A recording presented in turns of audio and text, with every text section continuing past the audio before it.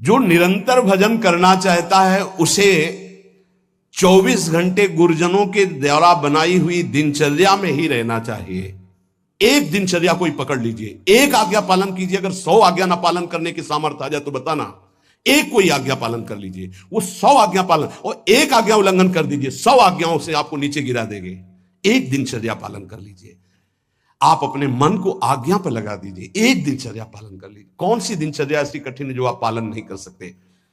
मैंने एक यूरोप का आदमी था, वो बहुत अमीर था। वो मरते समय घर वालों को कहा कि मैं एक वसीयत लिखा है, वो मुझे पढ़ने को मिली उस दिन। पूज्य नारायण स्वामी जी कह रहे हैं, उसमें कोई रुपया पैसा की वसीयत नहीं थी। उसने एक बहुत मोटे अक्षरों में शब्द पूरा खाली, पूरी डायरी खाली, केवल एक शब्द, और कहा मैं ये वसीयत आप लोगों को लिखकर, time is money in the world. सही शब्द है कि गलत है? वर्ड होगा, हाँ, क्योंकि ज्यादा पढ़े लिखे। Time is money in the world. दुनिया में सबसे बड़ी संपत्ति समय है। दुनिया में सबसे बड़ी संपत्ति समय है।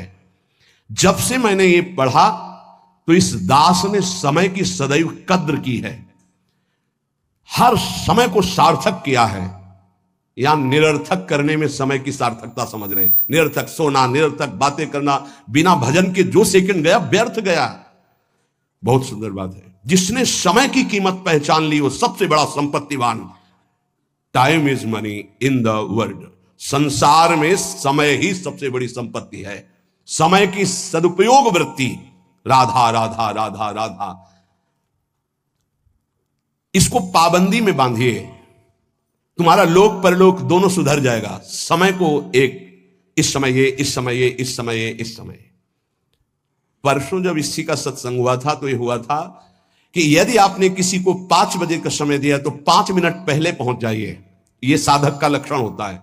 अगर 3:30 बजे से वाणी पाठ होता है तो आपको यहां 3, सवा 3 बजे ही उपस्थित हो जाना चाहिए। आप सर्वांतर्यामी भगवान के द्वारा दिया हुआ दिव्य मानव देह और दिव्य सत्संग, और इसको दिव्य बनाने का अवसर खो मत। नहीं, ये सोने के लिए नहीं, ये व्यर्थ के लिए नहीं, ये मुंह दिखी करने के लिए नहीं है, ये अंता से पालन करने के लिए है।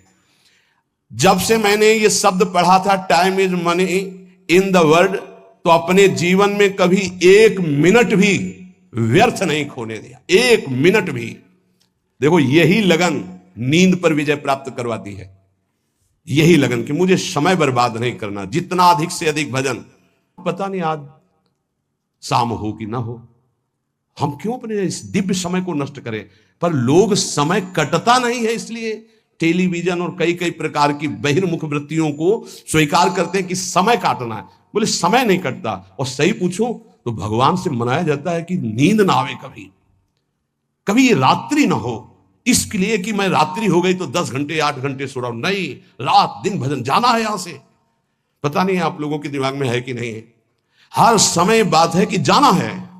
कोई भी मिनट आखिरी हो सकता है। बिल्कुल चलो, जाना है। फिर किस बात के लिए उदास हो जाना, निराश हो जाना?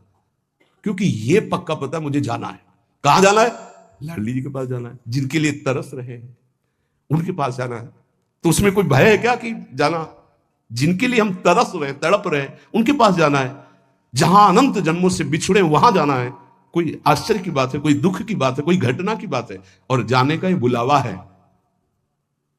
एक माई है, भयंकर कैंसर से पीड़ित है। मुस्कुराहट के सिवा कभी हमने उसके मुख में उदासी नहीं देखी। जब प्रणाम करके बाद, बहुत कृपा है लाडली जी की, बहुत कृपा है गुरु जी की। यह जीवन है। आपके अंदर अगर थोड़ी देर सोचो कि कैंसर की रिपोर्ट आ गई, अब कैसा लगेगा? कैसा लगेगा? भाई भगवान ने हमें क्या दिया है? थोड़ी देर आंख बंद करके सोचो, यदि तुम्हारी आंखें ज्योति रहित हो जाए तो कैसा लगेगा?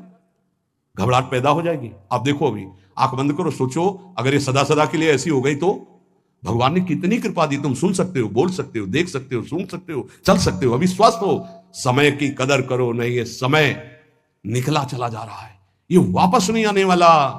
और स्थिति ऐसी बना लो कि हर स्थिति में तुम्हारा मंजीरा बजने से रुके ना।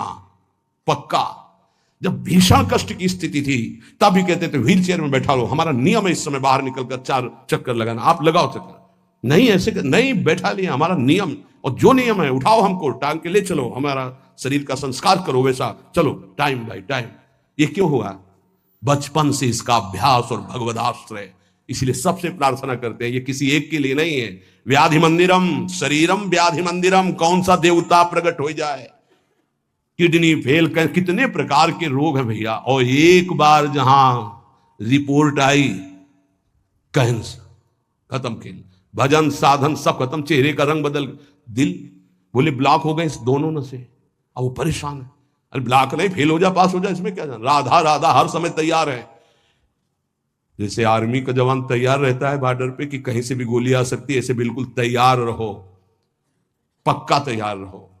बार बार कह रहे हैं सावधान, समय की कीमत को पहचानो।